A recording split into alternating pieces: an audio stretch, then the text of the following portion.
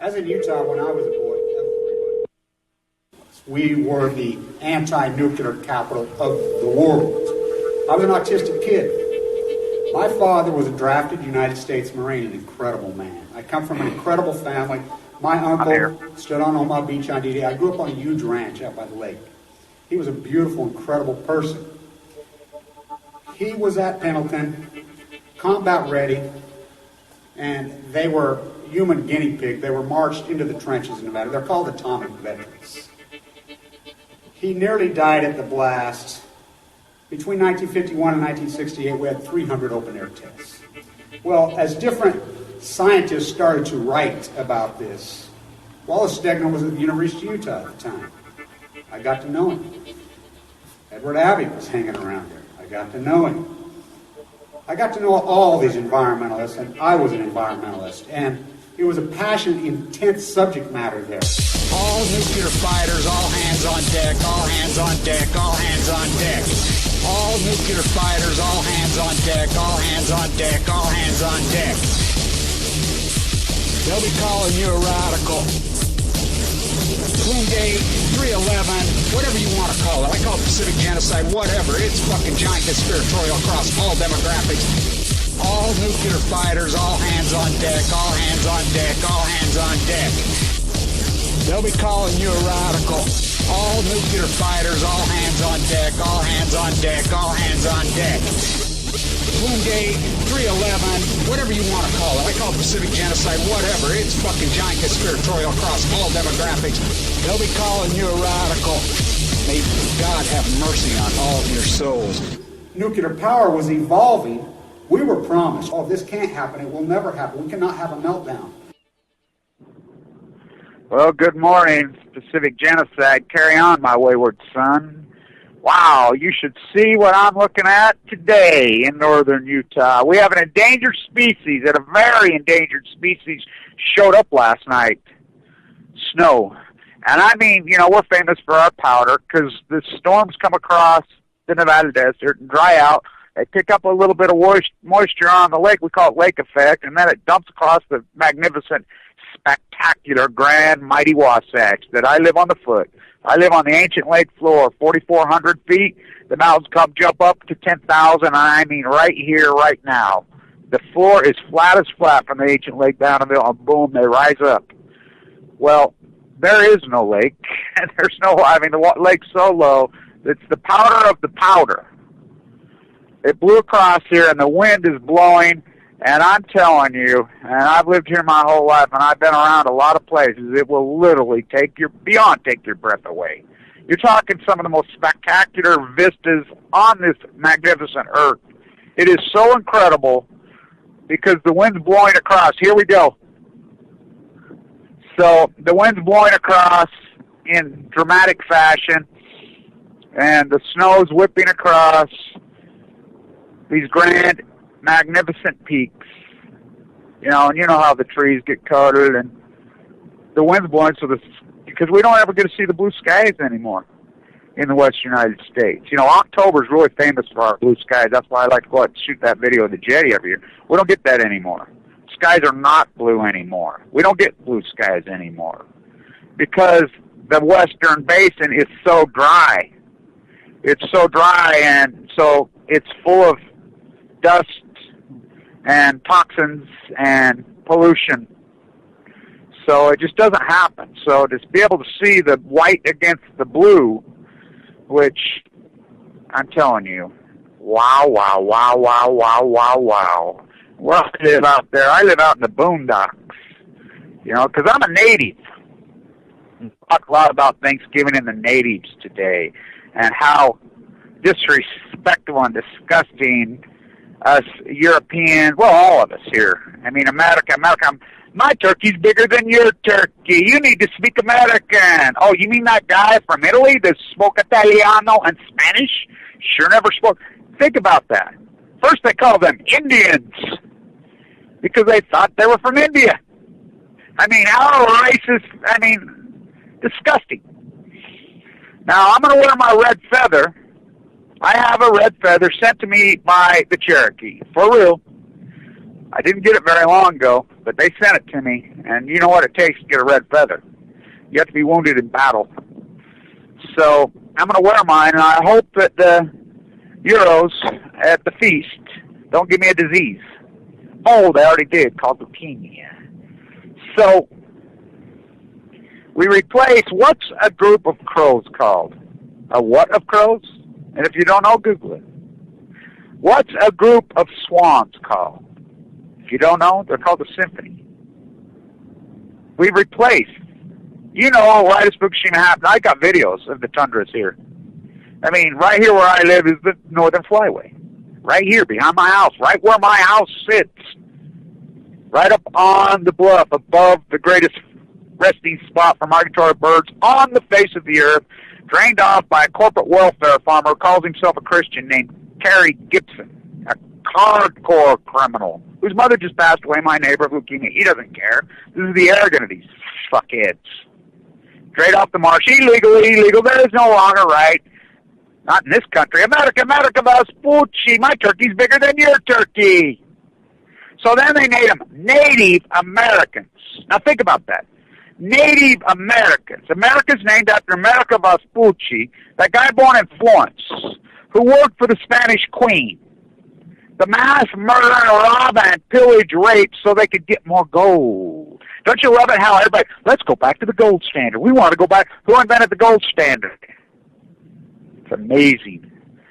We're going to get our guns and our bullets and our silver, so they pump gold to the strat, which they've done over and over and over. And then we need to go back to the gold standard, and they're laughing. Who owns all the gold? They're fucking laughing all the way to the bank. Who owns all the gold mines? I mean, they prey on these ignorant fucking fools, these false who couldn't see. Alex Jones, and by the way, I like Alex's work. His thesis is right. All of their thesis is right. But here's where they get them. They get them on the answer. Well, yeah, they got us figured out. They're on to us. So let's feed them and let's call it New World Order. When we know it's old as Babylon and evil hell. It's neo-feudalism. Hey, I got them. Let's play them. Let's make a fortune on gold. Tell them the alternative is gold. Yeah. They're going to buy them shiny yellow rocks that are as common as fucking diamonds, as common as fucking dirt. Some of the most common fucking thing that ever come out of the earth. Oh, it's right. No, it's not. Silver. Well, I mean, you're talking one of the most common. Silver's as fucking common as fucking a tree. Let's buy some of that. Let's pump it to 48. Hey, let's play Max Kaiser. By the way, Stacy's the brains of that operation. Stacy, come on. Slap that guy up his head, your husband that you met in the south of France. Wow. I'm telling you, my brother built this new barn out on the family farm. When we were kids on the family farm, my grandfather from Denmark had the most beautiful barn. We used to play it when we were kids, and I'll tell you his luck. A tornado ripped through it. I was one of the only witnesses to it. I was outside. Tornado in Utah? What? In August. I ran into my grandma. Grandma, there's a tornado outside. Are you crazy, kid? No, look. Oh, ripped right through the biggest tornado in the history of the state. Exactly right where my house sits now.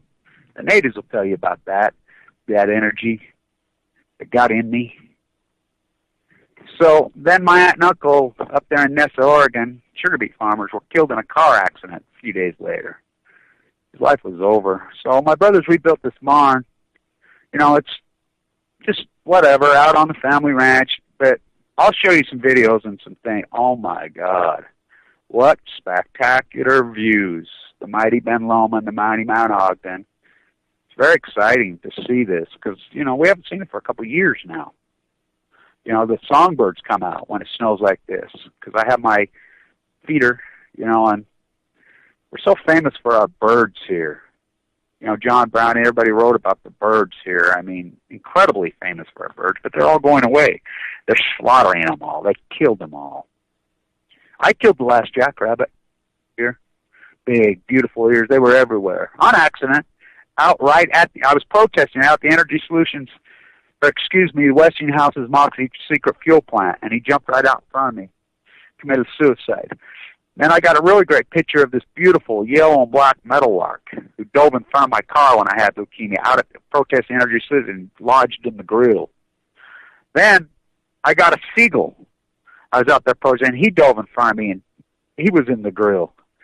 I mean, it's so sad that we gave up the environment. My turkey's bigger than your turkey. I'm an American, so we call them Native Americans. How fucking disgusting. What a spit in their face. What a spit in their face. They're not Native Americans. They're natives. I'm a native. It's like I was at the climate march in New York City last year. So I'm at the climate march, and they come to me, and they say, well, if you're native, you can go to the front of the fucking parade. And I'm like, well, I'm native. I was born in Utah. And they're like, I'm like, yeah, I forgot. That's fucking fucked up old environmentalist Utahns. We're tree huggers. That's a bad word. So I used to tell people all the time for years, how about you tree huggers? And I says, how about a tree hugger fucking throw down with you? You want to go? That's what we have to be. Look, I give thanks today for real anti-nuclear activists. That's who I give thanks for. I give thanks to the nurses and the CNAs and those amazing doctors that saved my life. I give thanks for everybody that prayed for me. I give everything that's socially conscious. I give thanks to everybody who hasn't fucking been hypnotized and bought into the obey, consume. Now look, I understand. It's a tough gig. They got you hypnotized and they start working on you from birth, from the time you're a little teeny child. You know, I fight with my daughters left and right with my grandchildren. My grandchildren will be with me today. And they'll tell you, I have a big influence on those kids. No, Mama, we don't want that. We want carrot juice like Grandpa. No, Mama. I have an influence on them. We all have an influence. That's our role to play. It's not what we do or what we say. It's our actions. Our actions speak volumes of who we are. Obey, consume. I don't wear hairspray. I don't get up there, and I don't play false equivalency. I don't play passive aggressive. Look, let's get real about the nuclear establishment, the nuclear industry, the biggest gang in human history. They recruit new ones. So the people that are out there that talking about, they're trying to get in the gang. Look, that gang is the worst gang in human history. They conspire, they work together, they're mass murdered, they're evil, they're passive aggressive, and do not kid yourself. And they know exactly what they're doing. They have lots of players that you think that are anti-nuclear. They're not. They work for them. They're passive-aggressive. False equivalency is the best thing. So then you have a group of people out there that want to get in the game. Now, we talk about, of course, Dana Dunford up there in Vancouver's got a lot of publicity going right now. There's a lot going on with Dana. Now, let's get real about Dana Dunford. Dana Dunford is actually an activist, an environmentalist who actually does the work. It's so easy to sit on the sidelines.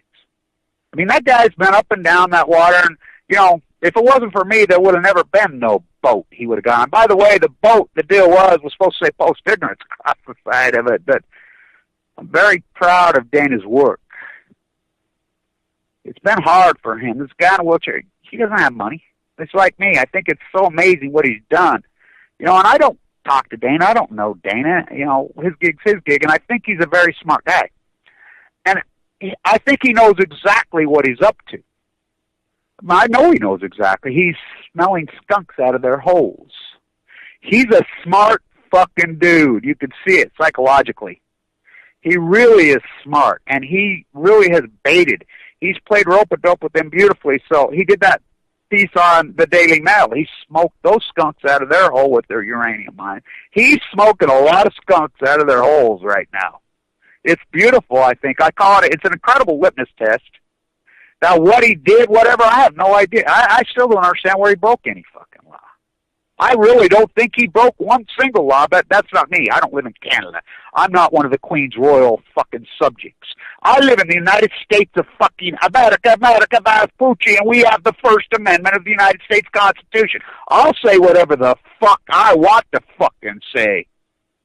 And the third grade hall monitors and these fucking, he swore, it's pathetic as fuck. Dana Dunford has, I don't know. I don't live in Canada. But he sure was on the fucking water and sure did the fucking work.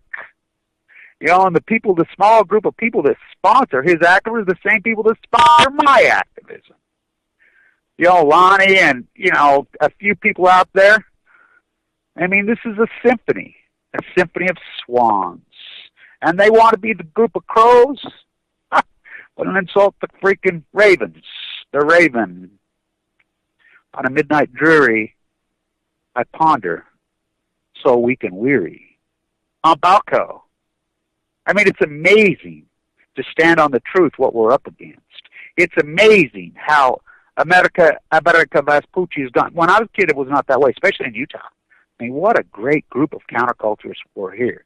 I mean, the Mormons that made the desert bloom. And don't kid yourself, a lot of those Mormons, they knew they'd been had. They were freaking, including my family in Denmark, they'd been had. They'd been tricked. They knew it.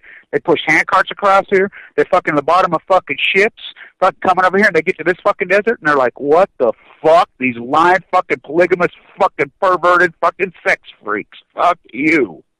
But they made the most of it.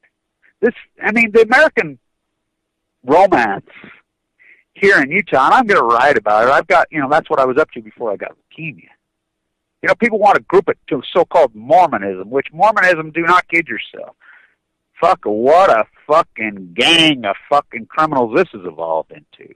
Corruption on Balco, these fuckers. They're being exposed for the fucking lying, hair-sprayed fucking Mormon ink that they are. But let's not fucking throw the baby out with the bathwater. These people made the desert bloom. And it's an evolution. It's all changed 1980 fucking to present. I mean, do not kid yourself. The Mormon Church and the evangelical leaders were paid to do what they did. Karl Rove, that fucking creepy, evil little fucking rat. And I'm Freudian. Overcompensation, his own ex-wife says it's all because he has a very small penis. That's not my word. That's his ex-wife's word. And his real name's Carl with a small C, not K.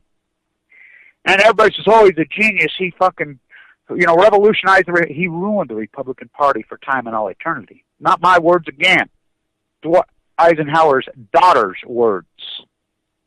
He never won one single election. He destroyed that fucking party. Look at it now. It's a clown circus. Well, who destroyed the Democratic Party? Bill, Walmart, betrayer, Clinton. The bastard son of fucking Rockefeller. Well, actions, not words. Think about his actions. What's NAFTA? What's getting rid of Glass-Steagall? Let's get everything. I mean, he gutted this fucker. He was a far-right, neocon, hair-sprayed, fucking globalist fucking rat from Skull and Bones with arranged marriage to that Skull and Bones Hillary Rodham. So look what we got. We have Hillary Rodham, warmongering, Skull and Bones, fucking mass murder, evil Hillary Westinghouse, threatened fucking globalist, far-right, radical Clinton. Hillary Rodham, right out of the House of Windsor. Related to the Queen. Bill Walmart Clinton. Yeah, just some kid from our, yeah, I got something I want to sell you. How about the other side? Donald Fraud, big mouth, fucking hairspray. And, you know, my metaphor about hairspray, the new wig. Think about he's the capitulation to it. Takes that hair off the back, wraps it around, and glues it to his forehead. He's a cartoon character. He's a masquerade party, and he knows he is. He's one of the greatest fucking big mouth liars who ever fucking walked. He's nothing but a fucking liar. He talks about immigration, wants to get away with the natural relation clause. What's he going to do, deport his children? You do know how, now, he got married, how did his wife get citizenship? She's a Russian. She married Trump. You know, you don't think oh my God, girls marry for money? Girls marry for, no, that never happens. By the way, I'm sure she has 15 lovers, and he ain't one of them. You know, she's laughing all the way to the fucking bank. Those Russian girls are slick as slick. Do not kid yourself, and they're great. They're incredible activists, and I was involved with one for a long time, one of the greatest activists in the fucking world. Oh, she died of leukemia. But it's amazing what a liar he is. By the way, his true net worth, and it's been well documented, is minus hundreds of millions of dollars. That's a fact. His fucking lying. Somebody said he's a trillionaire, but he's not a trillionaire billionaire. He's blown through more fucking money. His father's fucking money, his grandfather's money, old New Yorkers. I'm sure they would fucking just shake their fucking head. He's a fraud. But look at the Republican Party. Look who they've evolved in. Jeb Bush. Let's take fucking Hamilton off the 10, the great patriot, the anti-roll gun, put Margaret Thatcher. You think that's a Freudian slip? On Balco. Let's take fucking his cousin. Who? It's like when I do these satires on my videos. A lot of people can't correlate that. That's all fucking correlated with 12 Monkeys. Barack Obama's cousin played him. Barack Obama's cousin from Kansas. Who's Barack Obama's cousin? Brad Pitt? Oh, yeah. Look it up. Who's Dick Cheney? He's related to, yeah, Barry Dunham. And the shiny ball shit, just like the silver, the gold, the guns, the bullets. They jack it up, sell it to you, just like the birther fucking shit was. It's all shiny ball. To keep your mind off the really that he's a globalist, that he's not black. His mother was named Stanley. He was freaking an abusive child who they find, skull and crossbones, Harvard freaking, Hillary's freaking twin. Propped up by the nuclear and say, Axelrod right at the shiny ball. Get these fucking fainting goats and these sheep off the fucking reality. Here, throw them a fucking shiny ball. Here, Rover, go get the stick. Bertha. Here, Rover, go fucking get the silver. Well, who's selling the silver? I did a video at 1900 to the day.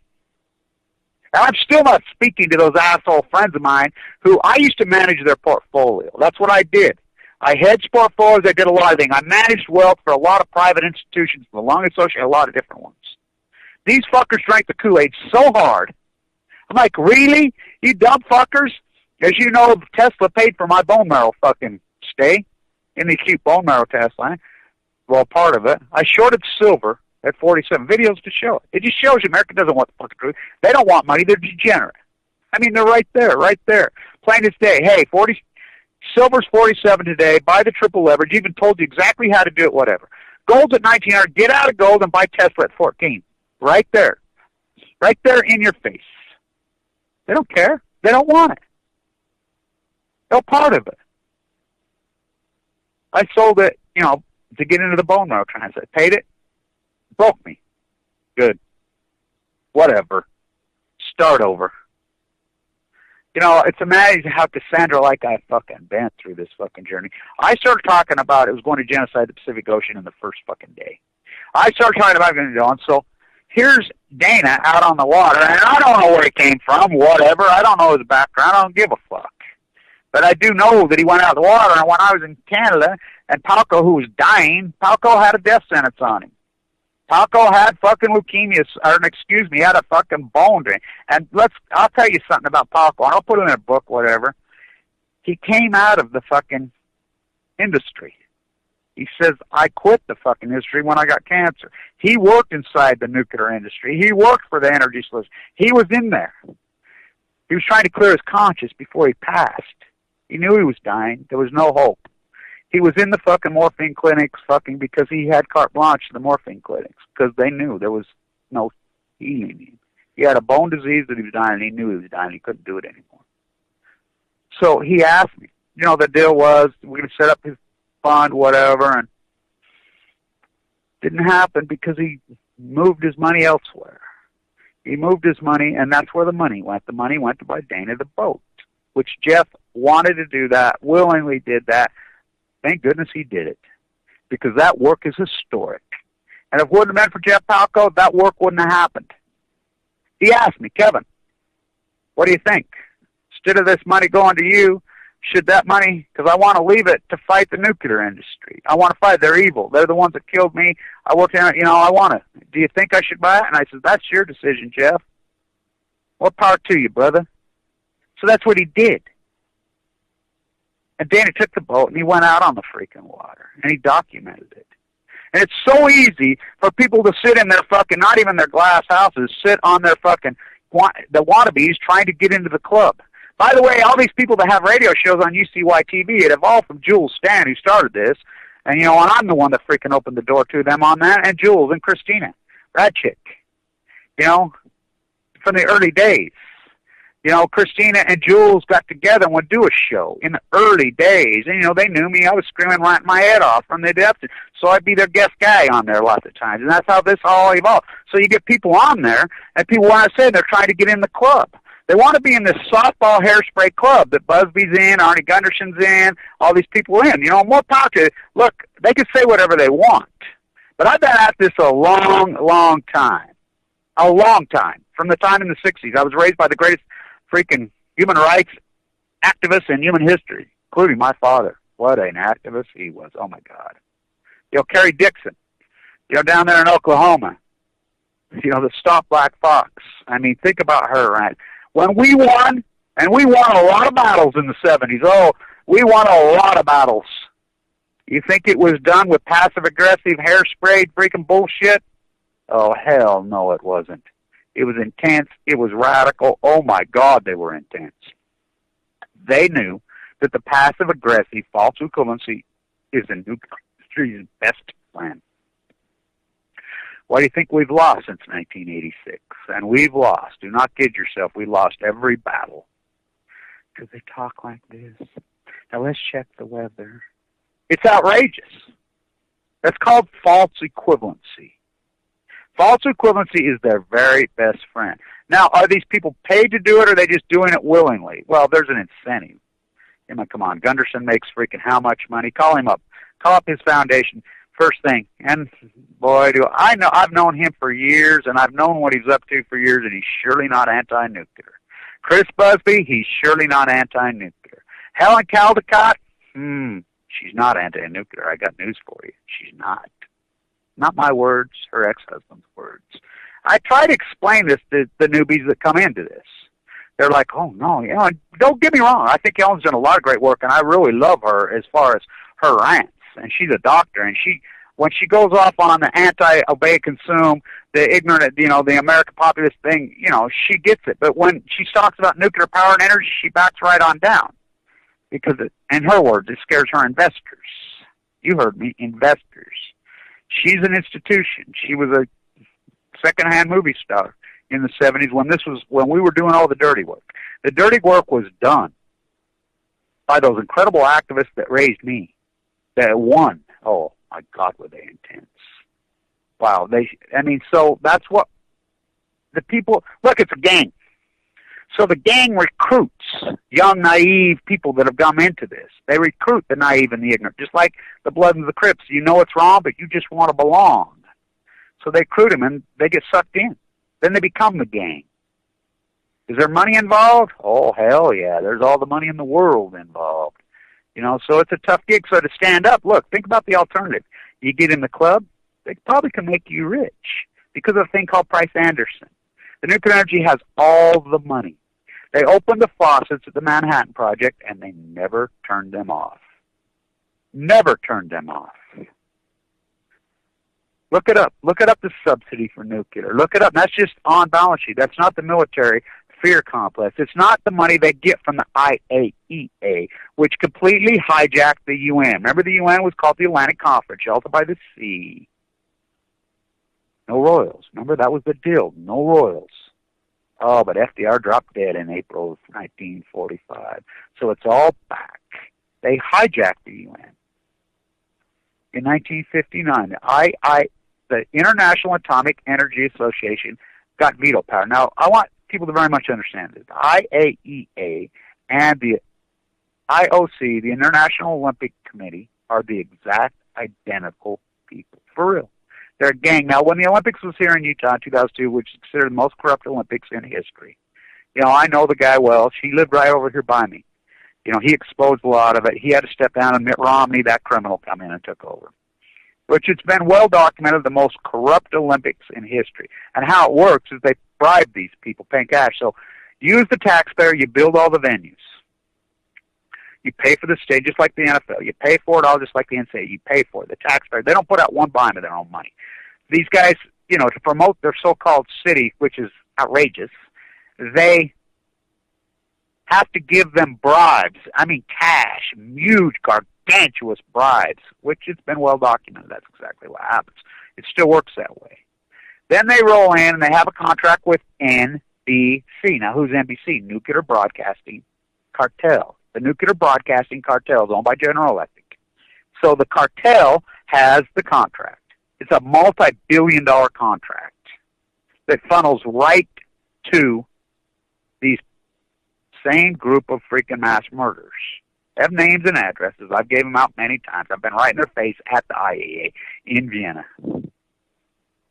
So that they're the exact identity. It's all done in cash. It's all done tax-free. If you work at the IAEA, did you know, and you work at the UN, do you know in Vienna that it's your paycheck is tax-free? When I was there, I kept asking all these people, how come these people carry out these great big brown sacks? Because I had whistleblowers with me from inside there. That's where I stayed. They're like, don't you know, Kevin, inside there, there's whole cities. I said, well, they wouldn't let me go on the tour, which anybody can go on the tour. Anybody can go on the tour. Not Kevin Blanch. When I started to go on the tour, they detained me. They freaking thing, and, you know, one guy stood up for me.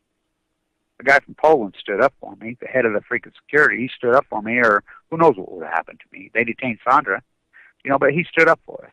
So I'm like, what is in these sacks? Oh, don't you know? They have stores that gas in there for your car. You can pull your gas in is like 50 cents a gallon. Food, I mean, you can all kinds. The grocery store, I mean, it's like 10 cents on the dollar. This is the corruption. That's where all your money. And by the way, so people are talking about Japan, and they're talking. The United States Department of Energy owns the island of Japan. That's not some crazy hypothesis. It just shows you how ignorant the American populace is on history. 1945, when the world was divided up by Stalin and Roosevelt, Yalta by the Sea, 70 years ago, the United States got the island of Japan. The treaties were signed. Barack Obama, when he faked ate the sushi and faked he went over there. By the way, I have a connection to Caroline. It's a third-party connection, but I get it third-party. You know, she was there. Caroline Kennedy was there on the 50th anniversary, standing there with her freaking hand, you know, on the 50th anniversary of John Kennedy's funeral, introducing her grandson at Fukushima. Which, these videos and everything, that's not Fukushima. It's been proven over and over and over. It's been proven. It's all studio Photoshop shit. We know for a fact. I mean, Dana shows the real pictures of Fukushima, so do I. So she was told to stand down. So Barack Obama says these treaties were signed long before I was ever born. That's exactly right. That's exactly right. The island of Japan is our United States experiment because nuclear activists here threw them out. They were like, we did it in the 70s. We're like, fuck you. So what did they do? Just moved it to Japan. Right to my face. The ex-prime minister of Japan told me right to my face. Remember? Him and Gregory Jacko, who's been told to stand down, and the, you know, the urban planner from Harvard, who I know very well, they're from San Diego, were traveling around together doing their anti-nuclear spew. And they were told to stand down. So he's traveling around the country, the United States, giving the I'm like, so I asked him, right to his face, how can you be so anti-nuclear now when you're the guy that built up the pro-nuclear when you were the prime minister? I mean, you're a hypocrite, I told him. You know what he told me? Right to my face. He says, the United States CIA made me do it. In English, he told me that. Right to my face. Now, he stood down. You know, he was in Australia. We have that great activist, Kylie Fitzwater-Greer, down there, who's grown out of, you know, grassrooter. So he's down there speaking. So she's like, Kevin, what do you want me to ask him? I'll be the first question up, because she's one of those activists that actually goes out at the conference, you know, does protests. Her and her husband do incredible freaking work. Amazing. She has a group down there, and they're not YouTubers. You know, we use social media every chance we can get. I've used it every chance I can get. But we're actually in the street. So she goes there. I'm first question up, Kev. So write the question. What do you want me? So I wrote the question. Same pretty well question. So they get right up. He knows it's coming. She's right up, ready to ask the question. Oh, sorry, no questions. Bye. He's been threatened over and over and over. The United States owns the island of Japan. It's an experiment. It's the nuclear island because decolonializes the pawn game. Why? China. Strategically located. China. Now, we know the wars between Japan and China that exist.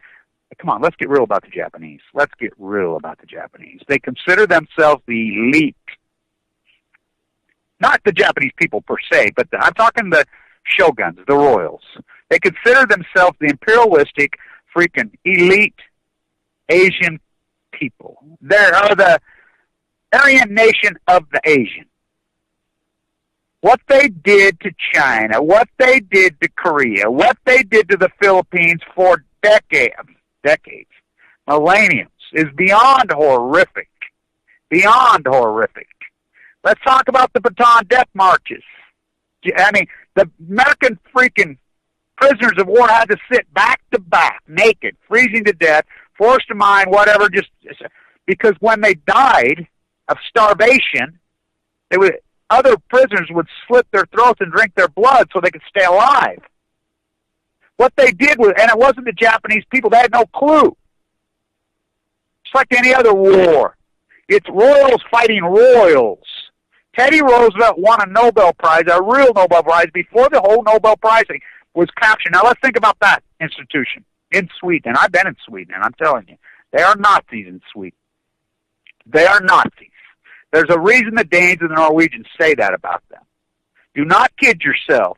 The whole freaking drummed up charges with fucking Hassan, which he didn't do anything, that's exactly, they still play the same way. They believe themselves to be the elite Aryan nation there. They're hardcore racist there. Really hardcore racist there. So it's no reason. Now let's go back to Hitler the puppet and his racist freaking agenda. Who threw in with him? Oh, the Swedes. You forget that, don't you? Oh, the Japanese. Racist. Imperialistics. Not the people of Sweden. The elite so-called powers that be. They're royals. This is a club. Royals. This arrogant freaking idealism that's evolved for centuries. I mean, it still goes on. The Austrians, they were had.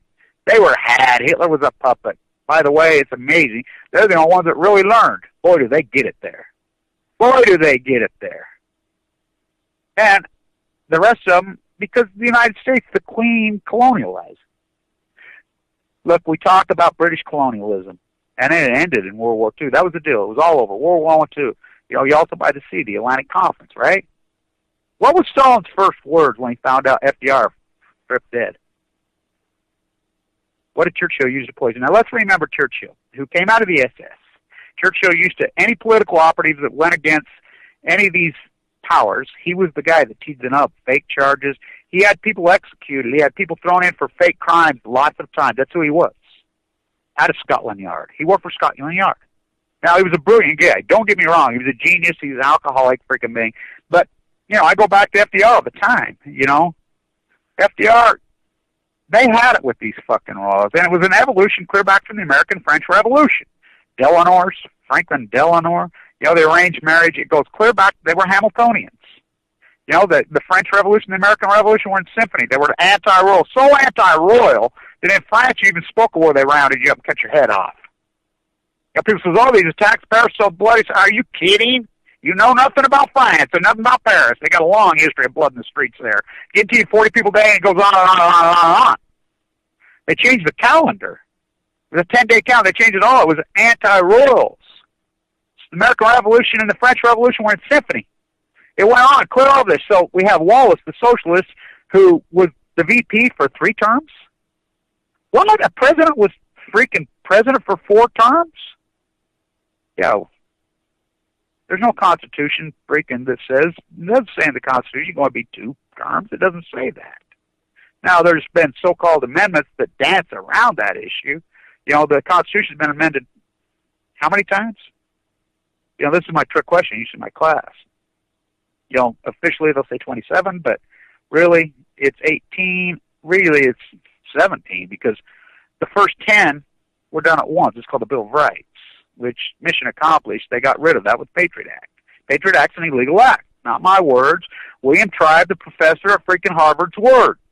Not my words. Justice Breyer's words. Alito and Roberts is a total illegitimate court because Alito and Roberts were placed there by an illegitimate president who did not win, who violated the Constitution. Now, the Constitution, let's talk about this. We have what we call, and I love how these far-right ringers talk about the Constitution, and or they get anal about the word. But let's talk about the reality of the Constitution. Why do we have electoral college? We have electoral college so big, overpopulated states can't carry the elections. So that's why it's there. So that's why we have Florida. Well, then they backdoored that. They backdoored the very essence of the Constitution. The Supreme Court knew that, so the Supreme Court did not rule. They did not rule that they can overrun the Electoral College. They did not, because they can't. What did they rule? It's a fallacy. They ruled that they didn't have time, which is total bullshit. It's total bullshit. And so Fox News and these guys just took it. I call it the military. They just took it. Now, the 7 different groups that went down and counted the vote and took a month to count it, all 7, Gore won. Now, Gore, another globalist, freaking skull, combo, and drat. Of course he is. I mean, he's tried to attempted rape on 2 different massage therapists in San Francisco. Built a house sucking up $8,000 worth of energy. Again, shiny ball shit. Here, so we know the American populace has had it with the oil industry. The Iraqi war capitulated that. Fucking blood for oil. And that was the great activist in the street who surely are false equivalents called Code Pink. Some of the greatest activists in human history are Code Pink. I mean, their work, they exposed it. You know, Pat Tillman's mom exposed it. Everybody exposed it. We all knew. So they're like, oh, fuck, we're fucked. We're fucked. So what did they do? Al Gore. Shiny ball. An unwritten truth, which, yeah, we understand. The whole earth is fucking heating up. It's unarguable. Now, what's heating it up? So let's shiny ball the fucking fact of what's heating it up. Let's not talk about nuclear boiling the earth's water over and over and over. Let's not talk about any of that. So let's call up these shiny ball fuckers with the fake answer. This fucking idiot who fucking at the University of Utah, who's one of the dumbest fuckers ever walked, who teaches the environmental studies down there, he says, clean coal's an oxymoron. You know, so, okay, we got that. We get that. We understand it. But then they go right to nuclear. Well, nuclear is 1,000 times dirtier than coal ever dreamed to be. And that's like comparing arsenic to fucking cyanide. Solar took the field of line. It's everybody says, oh, there's not a fucking, you can't fucking replace it with solar. The technology raced past that. We've had the technology for a long time. It's already there. Right here in Utah, they come out, the Deseret News, the mouthpiece for the mass murder Mormon fucking church, comes out and issues a statement. California's producing so much solar, Nevada's producing so much solar in their solar farms and fucking whatever, that they have nowhere to put it. But all these legislators are blocking it, protecting the coal industry and protecting the nuclear industry. Solar already took the field. We produce enough solar in this country right now to fucking all electricity, 100% the entire country. Oh, we need a grid. We already have a grid. They're already on. I mean, you should see the solar farms down there in the Mojave. They're massive. I was at Diablo Canyon the day that one went online on Valentine's Day. Blue Hearts on Valentine's Day. That's the day it went on. We don't use it. Why are they there? Because of Price Anderson, the subsidy. It's fucking money for nothing and your chick's free. I got to move these refrigerators. Hello. I mean, America is so ignorant because it's 10-second sound bites. Oh, the answer is freaking nuclear. No, nuclear is the fucking greatest death, fucking cash cow, fucking mass murder and apparatus in human history. It's autism, it's Tourette's, it's freaking leukemia, it's cancer, it's multiple sclerosis, and it's 100%. Yet these guys want it. Why do you think they hijacked academia? They hijacked PhDs. Now, PhD is what I've done. A PhD in its literal freaking context is exactly what I've done. PhD is you hypothesize, oh, Fukushima, the meltdown's going to cause a fucking drought, it's going to fucking kill the fucking Pacific, it's going to fucking cause and I never said it was going to die all the way, ever. I've never said that. I said she's going to fight back. That's why I named it genocide. Well, it's Stegner. If you think the fucking Germans invented genocide, you know nothing about the American West. You know, Russell Means. You know, you Anglo-Saxons come here at Thanksgiving, you have your dinner, you know, you're all searching, trying to get into heaven. You're trying to get to heaven, preaching your Christianity, bring your Christianity. Well, before you got here, we had heaven. So, it's all a fucking shakedown. It's a fucking lie. But Fukushima, I went all in because I knew. It's the great equalizer. I'm like, this is it. Because it kills these same control freaks. But these control freaks are so drunk and so intoxicated on their fucking sick, fake fucking power. You go all the way back to the great philosophers, every one of them. Plato, every one of them go back. Jesus, every one of them. The freaking, you know, the monks who wrote the freaking Bible on the freaking walls in Turkey, in the caves. I mean, all of them. Go back to all of them. You know, they talked about addictions. You know, we know what the addictions are. You know, we knocked about, you know. What's the difference between a degenerate gambler and a successful businessman? What's the difference? winning. You know, so you got gambling, you know, you got drugs and alcohol, you got sex.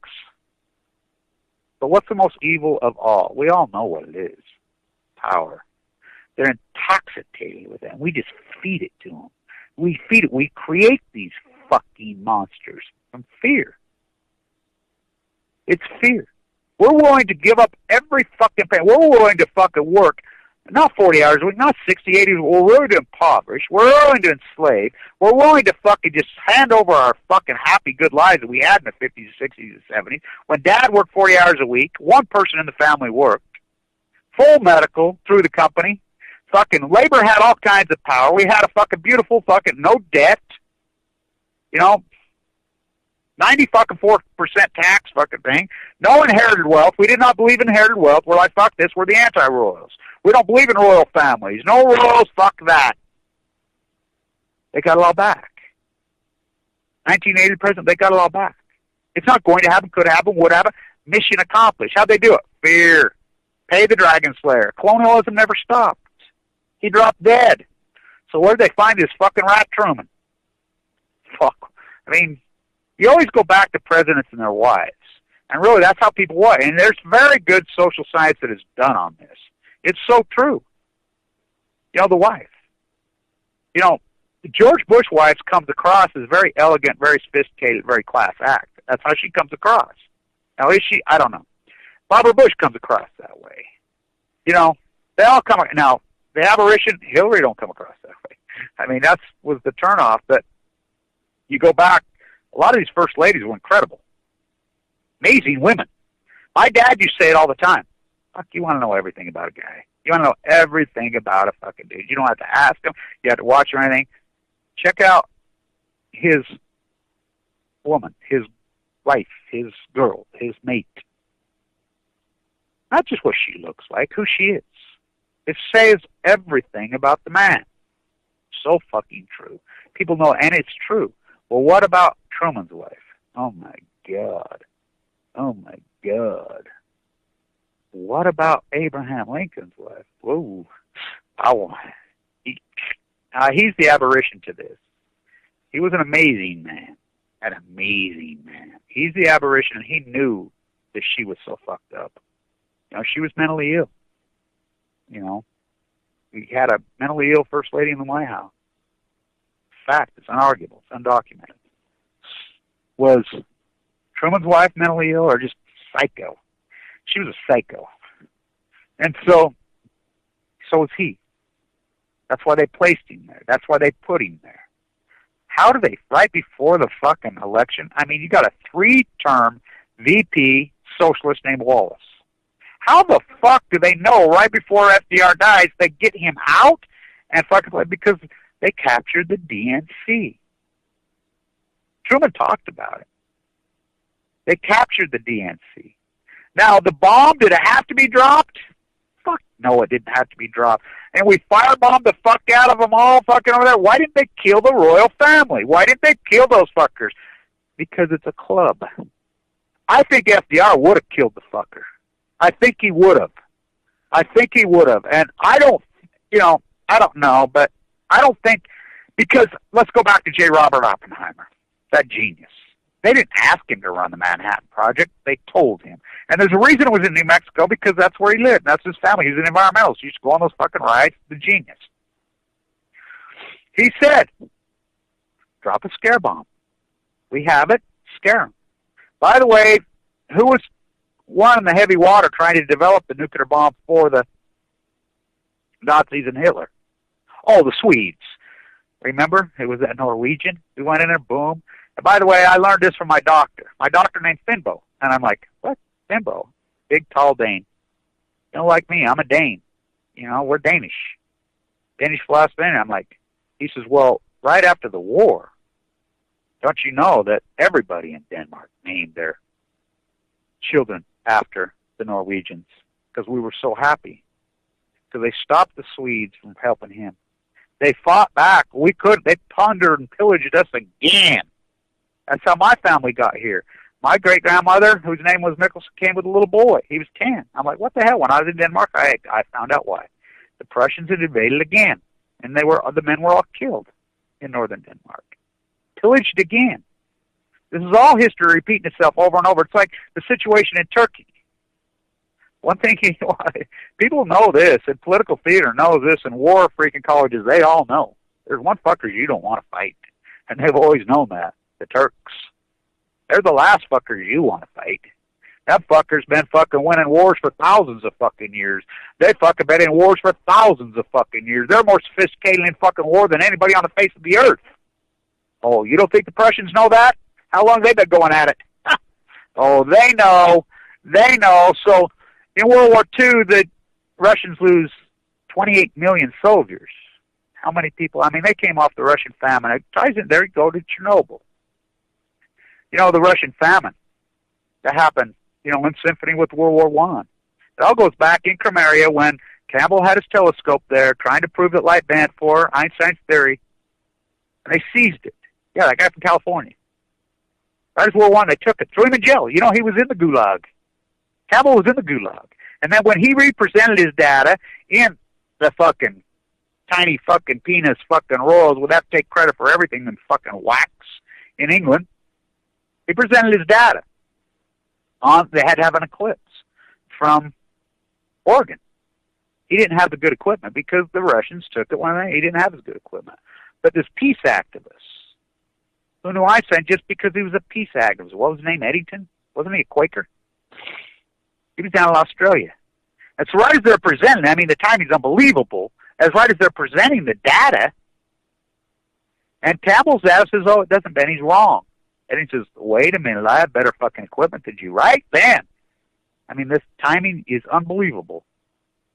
He gets his data in there and says, no, wait a minute. My data shows it does bend. And that was all off the intuitive mind. Had nothing to do with Einstein's science. You know, that's the thing where they confuse. Don't you love how they try to confuse you by still using Latin? The court systems try to use, oh, we know Latin, you don't. Ha, ha, ha, we're elitists.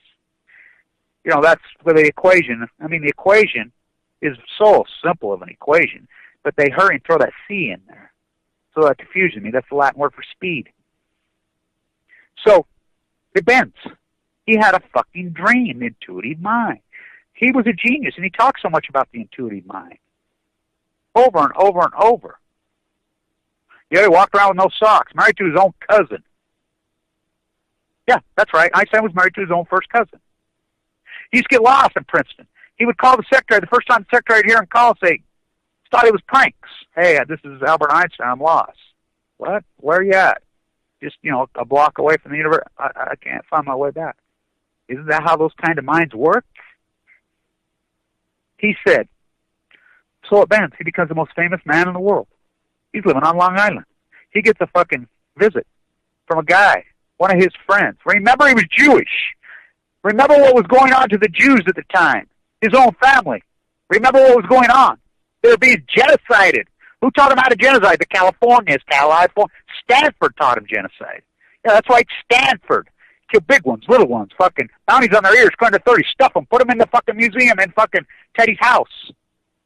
For real, for real. By the way, I stuffed, that's Eric Oppenheim, Dennis, that's Dennis's son, his model, that I stuffed and presented inside the museum. I mean, that's a powerful piece of art. People don't get it.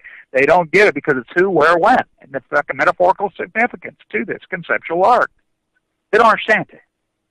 It's amazing to me. I've never fucking been, you know, worried about the artist. The artist will always be there. I've always worried about the sophisticated, dynamic, incredible freaking critic or curator that just sees it. That's the problem. That's the problem. A club, Yoko on Balco. It's a club like everything else. So they kept colonializing. Jay Roberts says drop the scare bomb. So they're gassing people on the fields of fucking France and Germany. The fucking French are fucking still fighting in purple fucking plumes. You know, this fucking Gatling gun invented here in Utah is mowing him down, 1,800 a day. So they're gassing. So Einstein's a gasp. These are his friends, the group, the club. It's like, what are you fucking doing? You know, well, hurry up war. This is a good thing. Which, by the way, all the gas is stored here in Utah. We made the decision 100 years ago, says, fuck you. The whole world and even the fucking globalist elites, which I love how you fucking hijack the word, call them Illuminati, turn it into a cartoon, and love how you call it New World Order, when it's neo-feudal, it's fucking old as Babylon, and even, there's nothing new about it. Sure not Illuminati. That makes it magic. These are people that put their pants on one fucking thing at a time. It's gone on for all time. It's fucking, you feed the fucking power. It goes to their head. They become intoxicated, and they're only human, and they become fucking so drunk on fucking power, Dick Cheney. I dated Dick Cheney's fucking so-called fucking niece for a long time. That crazy little chick. Wow. She was not right. Wow. I mean, she was fucking funny. You know, but they're people. You think they're some fucking superior being. They're not. But you feed them. They become drunk on the power and just feed the beast. Feed the beast. Feed the beast. Beware of the military-industrial complex is not a cliche. Read it. Not going to happen, could happen. Mission accomplished. They stole the election in 2000. The leaner, cleaner, fucking smaller military. Oh, no, they can't have that. So he goes to Long Island and says, look, Albert, they have this weapon they're developing that can split the fucking atom. And he says, you know, and it's like hydrogen, you know, and they didn't call it a hydrogen monitor. He just told him that can fucking mass murder. They want to drop it on fucking New York and Washington, D.C. They want to fucking kill it. They're fucking slaughtering our people. You know, I was in Vienna where I stayed in a hotel where they actually dragged 4 people out of that fucking, the apartment, very apartment, you know, the plaques are all over Vienna. Vienna's fucking one grand fucking city if you've never been there. All roads lead to Vienna. That's where Marie Antoinette was born, that little girl. They cut her head off. She didn't do anything. Marie Antoinette, what did he do? He said, let them eat yellow cake. She never said, let them eat cake. Never said that. So he tells him, we're gassing. He says, they have the secret. So he wrote a handwritten letter to Franklin Roosevelt. You're talking the most famous person in the world, the most fucking famous scientist in the world. Of course FDR is going to believe him. He said it over and over. Albert Einstein said it over. It's my great regret. My great regret. This insane, crazy fucking way to boil water. That's all it is. All it is just like putting coal, you know, burning coal, but then throw on fucking the Earth's water on top of it and just heat up the Earth's water. There's nothing sophisticated about it. Uranium, like fucking uranium tailings are all over. They're worse than coal tailings. They're everywhere. We call Canada the Weasel Nation. ICANN's words, not my words, because they say we're anti-nuclear bomb, but we supply all the fucking uranium. The Queen's fucking place. Why Teddy wanted to invade it, not because he hated Canadians. He wanted to take it away from the Queen, which he should have did, which that's what we should do now. I mean, this military is so big, the military just needs to pivot. And what's she going to do? What's the Queen going to do? Say, hey, fuck you, Australia, and thing is ours now. Go fuck yourself. What's she going to do? They ain't going to do nothing, because they can't, because they created this beast. They think the United States is the special relationship. They really believe in England at the House of Windsor that fucking the United States is nothing but their military bitches on a leash. Oh, they're right. So we're willing to hand it over. They don't even have a standing fucking, I mean, their army, please. So he writes that letter, which Hitler was never even close. Never even fucking close. Did not fucking have it. So they're so afraid they open up the faucets, the Manhattan Project, and they never turned it off. Here, just open it up. Get it before he does it. Just unlimited money. Unlimited. Funnel it through Cal Berkeley, which goes right back to Russell in the fucking beginning of Skull and Bones, Harvard Yales. I did that satire. What's the probability of a nuclear thing? I think it's a brilliant piece of art that I did in the classroom on just a few days after Fukushima happened. I think it's got about 26,000 views. It's a fucking grand piece of art. It says it all. It's all satire. But people, the curator can't find my fucking art. The curator can't find me because they're not there. They don't exist because we've all fucking overworked. We've gone for the 10-second soundbite. Where's the sophistication? Where's the dynamic? Where's the creative? The creative's there. There's lots of beautiful art. So, stand tuned. Happy Thanksgiving. I'll be raiding my red feather at the feast. Hope the Europeans don't give me a fucking disease or fucking pillage my people. Mass murder. Oh, yeah, they're already doing that. It's called Fukushima. The Great Pacific Genocide is very fucking real, and the false equivalency, you want in that club, they're a gang. Don't go for it. All nuclear fighters, all hands on deck, all hands on deck, all hands on deck. All nuclear fighters, all hands on deck, all hands on deck, all hands on deck. They'll be calling you a radical.